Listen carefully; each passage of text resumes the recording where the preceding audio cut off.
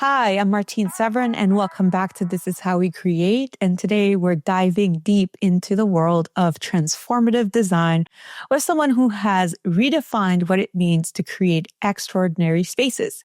Tiffany Brooks's journey in interior design began unconventionally with a lost bet that led her to launch her first design company.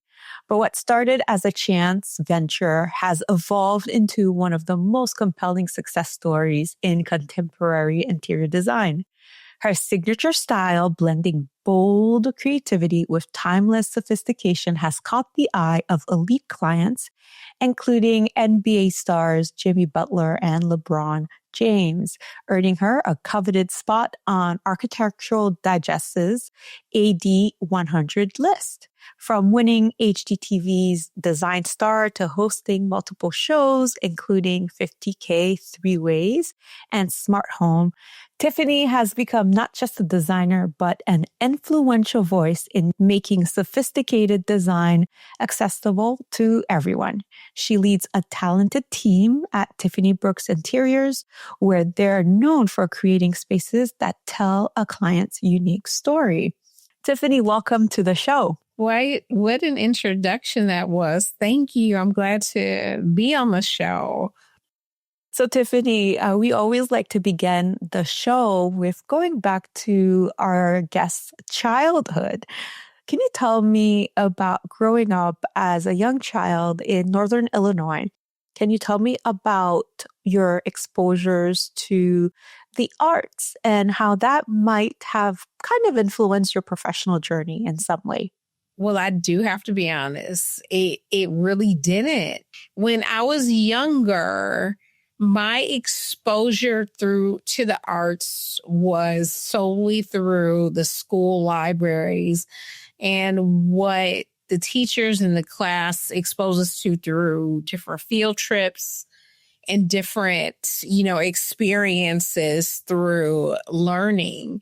The arts weren't something that I was immersed in as a kid, or you hear all those romantic stories about people in professions in my situation who, grew up and their mother was an interior designer and she was famous, and that just isn't my story. Matter of fact, my story was more immersed in technical.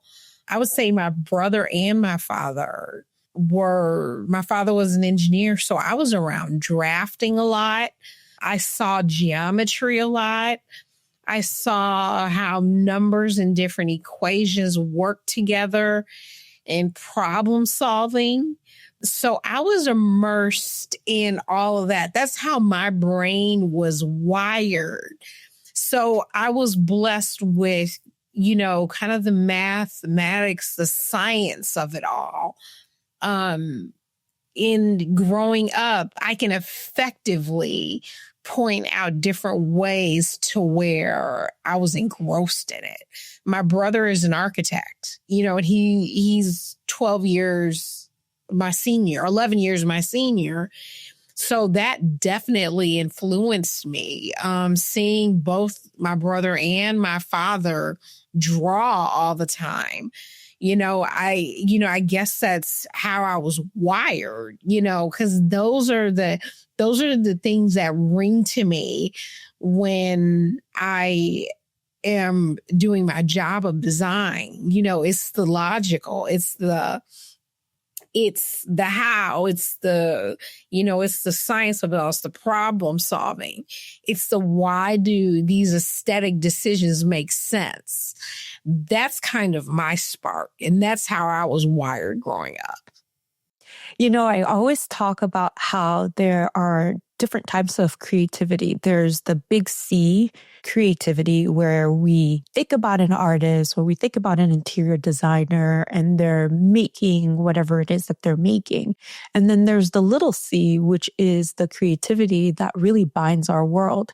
And that creativity, we see it in the case of architects and engineers, the roads that we drive on, the internet that comes in. So I always think about creativity a different way than most people do, because our creativity is our life, because if we don't evolve, if we don't create, we stagnate as human beings. Oh, yeah.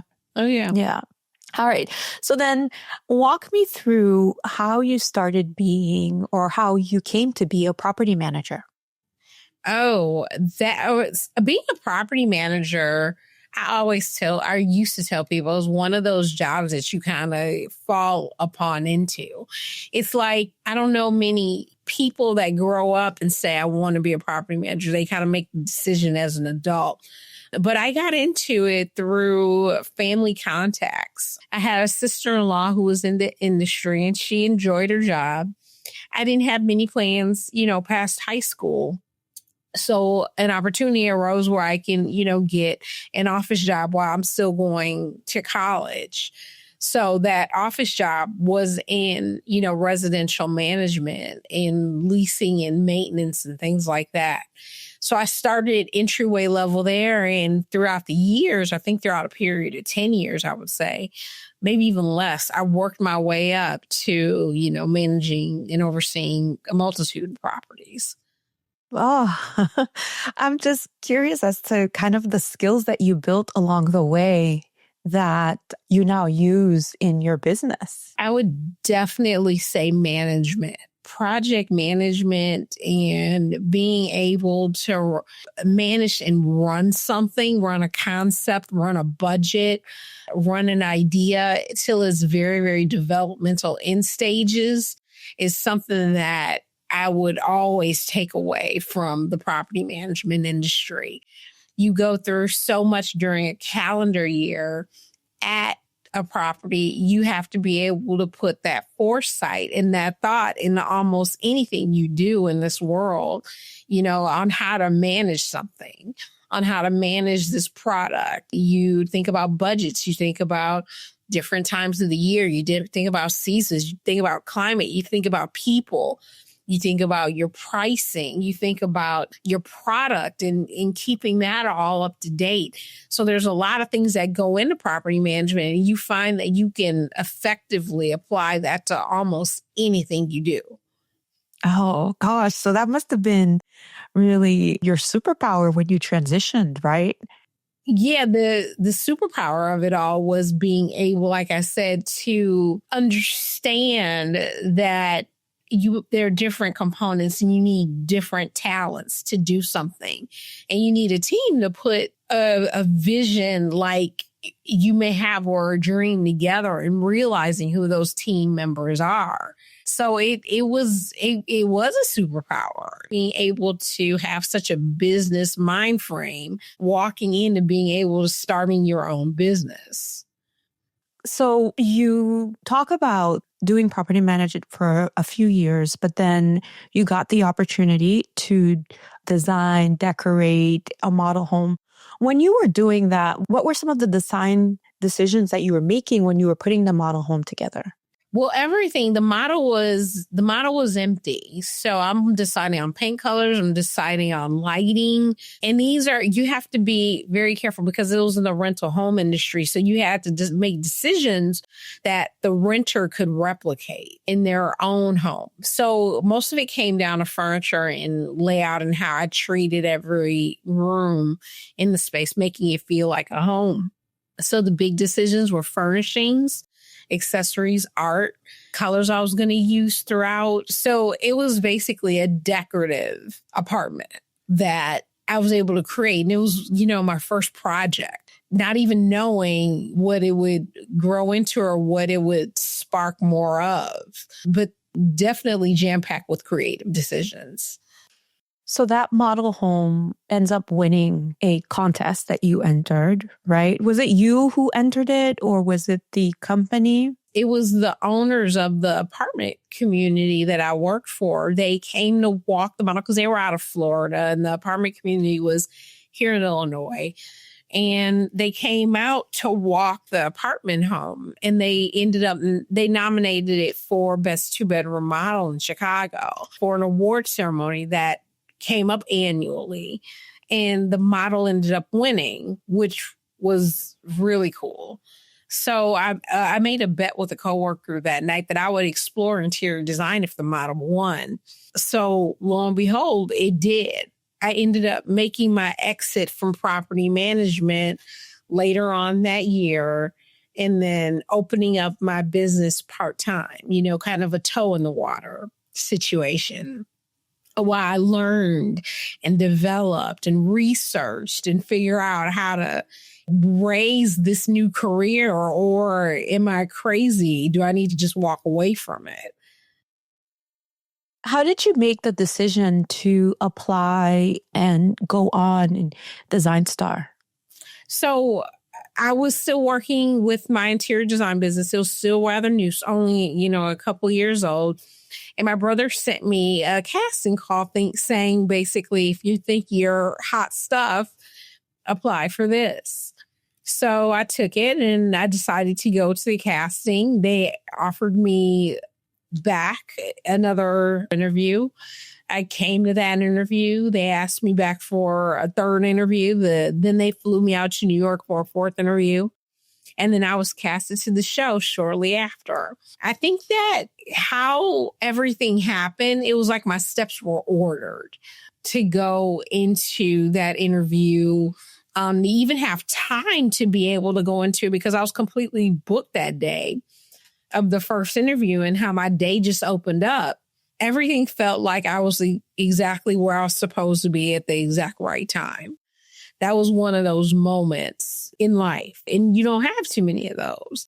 When you just feel that overwhelming feeling of, this is what I'm supposed to be doing. That comforting feeling. That was one of the few times is when I was auditioning for Design Star. It's like I didn't even know, what I was getting myself into, but I know I was supposed to be into it. I was telling you earlier that I completely missed Design Star because I was living in London at the time, and I completely, I didn't really know who you were until several years later. And I think I saw 50K 3 ways, and then I was on House Beautiful, and then saw that the model home that they were doing, I think in Texas. And I was like, Colorado. And I was like, this woman is just amazing. And her hair always looks so good. And then I went down the Tiffany Brooks rabbit hole. So you're self-taught, Tiffany, and now your star keeps rising. I'm curious about how you've come to set up your business as you've tried to figure out your artistic voice and how that artistic voice may be changing along the way. Oh God, I wouldn't say I'm self-taught. I would say I'm taught by experiences. I'm very, very in tune with situations and not necessarily social cues, but social cues and how to approach things in this world that has helped me sculpt and mold my business. So everything that I did not learn in design school, I was able to pick up through practices in design, having a brother that is an architect and, working alongside and supporting me, different textbooks that I've come to collect and actually read throughout the years. And your business is breathing, it's growing, it's ever evolving. My business won't look the same in 2 years that it looks today because you always have to figure out a different way to do stuff. There's always a new hurdle. There's always a new barrier to get past. And when you get past those, you often have to remold and rethink how you do things. Learning from others' mistakes too. I'm not too proud to do that because everybody says you learn a lot from your mistakes, but I'm watching how other people are functioning out there as well too, seeing what they're doing. So I'm definitely one to say that all the experiences of the world has led me to here. Oh, that's such a beautiful way of saying it, that, you are taught by experience? Because I've always said that I'm a self-taught photographer, but I haven't done so much in my life. So tell me about how your design voice has changed over time or has evolved over time. So it definitely I have to keep up with the trends and what's out there, what's available, what products are showing, who is buying what, how people are living. So you always have to keep your eye out on what's happening in the world. Fashion definitely affects everything. You go through the fashion magazines and you come up with 15 different color schemes that you can use in your house. So I'm definitely affected by what I see outwardly in the world as far as what people are wearing, what reality TV is doing, what influencers are doing, what they're noticing, what they're buying. So I am very sensitive to what's around me. And that definitely evolves how creative I am and how I take on creative projects and how my creativity and my process has changed throughout the years. I think that if I looked at a project that I did 5 years ago, I would red mark that thing up like who who did that, but it's life experiences that change it. You know what I mean? It's trying to figure out how and the best way to do the next best thing. So how has your idea of success changed over time, or has it? Of course, it's changed over time. When you're younger, you think success equates to some magical number in your bank account. But now I feel like success is being able to have more choices than your typical person, especially your choice on how you're going to spend your time. A lot of people don't have certain freedoms to choose how they're spending a bulk of their time. But, as a successful business owner, artist, and creative, I'm able to actually point and direct where I want to place my energy, what projects I want to go on, and who I want to align myself with creatively and professionally. So I think that success is definitely measured by your amount of choices in this world. That's really beautiful. Yeah. I think I used to think that as well, that it would be this magical number in my big account, and then life would be just a fairy tale. And I'm sure my answer is going to be different in about 5 years. I can see as I get older, me ultimately craving peace. You know what I mean? Of course, everybody craves that now as an underlying thing, but I think it'll be more outwardly the older I get.